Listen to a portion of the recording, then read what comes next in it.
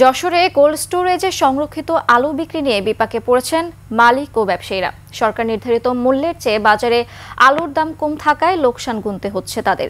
নভেম্বরের মধ্যে কোল্ড স্টোরেজে থাকা আলু খালি করার সরকারি নির্দেশনা থাকলেও এখনও অর্ধেকের বেশি আলু রয়ে গেছে। যশোর প্রতিনিধি শিকদার খালেদের তথ্যচিত্রে ডেস্ক রিপোর্ট। কালার এক্সপার্ট, জর্জ স্যাপ এবং মাইল্ড অন হ্যান্ডস টেকনোলজি সমৃদ্ধ অরিক্স ক্রিস্টাল ওয়াশ আপনার লন্ড্রি এক্সপার্ট। আগামী 30 নভেম্বরের মধ্যে কোল্ড স্টোরেজে মজুদ থাকা পুরনো আলু খালি করার সময়সীমা নির্ধারণ করেছে সরকার। কিন্তু যশোরের 11টি কোল্ড স্টোরেজে এখনও অর্ধেকের বেশি আলু মজুদ রয়েছে। সরকার বেঁধে দেয়া খুচরা মূল্যে প্রতি কেজি 22 টাকার চেয়ে কম দামে বিক্রি করেও শেষ হচ্ছে না আলু। বাজারে বর্তমানে প্রতি কেজি আলু বিক্রি হচ্ছে 20 টাকা দরে। এতে লোকসান হচ্ছে দাবি ব্যবসায়ীদের।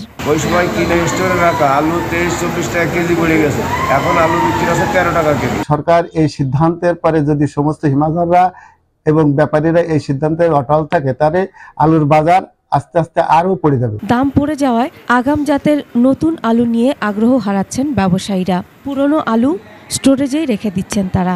এক গাড়ি আলুর আপনি 30-35 বস্তা আলু যদি আপনার 1 লাখ টাকা 90,000 টাকা ভাড়া আসে, এখন আলু যদি বিক্রি করে 80,000-90,000 টাকা ভাড়া আমি না পাই, তাহলে তো আলুর কাছে আসবেই না। আমাদের এক কেজি আলু টোটালে খরচ পড়ছে 25 টাকা, এখন বিক্রি হচ্ছে 12 টাকা 8 টাকা।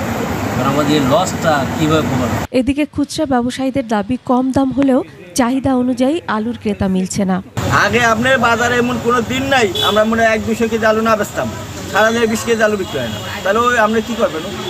কৃষি বিপণন কর্মকর্তা বলছেন, এবছর রপ্তানিযোগ্য আলুর পরিমাণ কম হয় স্থানীয় বাজারে সরবরাহ বেড়েছে, ফলে নির্ধারিত সময়ের মধ্যে আলু বিক্রির অনিশ্চয়তা তৈরি হয়েছে। প্রত্যেকটা কোল্ড স্টোরেজে প্রায় 50%-এর বেশি আলু এখনো স্টোরে জমা রয়েছে।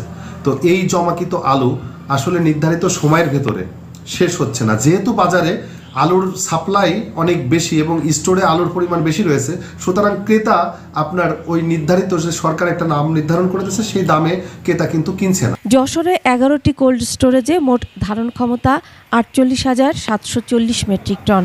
এবছর আলু সংরক্ষণ করা হয়েছে 44,246 মেট্রিক টন, যার মধ্যে স্টোরেজ থেকে খালি হয়েছে 22,275 metric ton. Masum আলিসা, desk report, 21 television.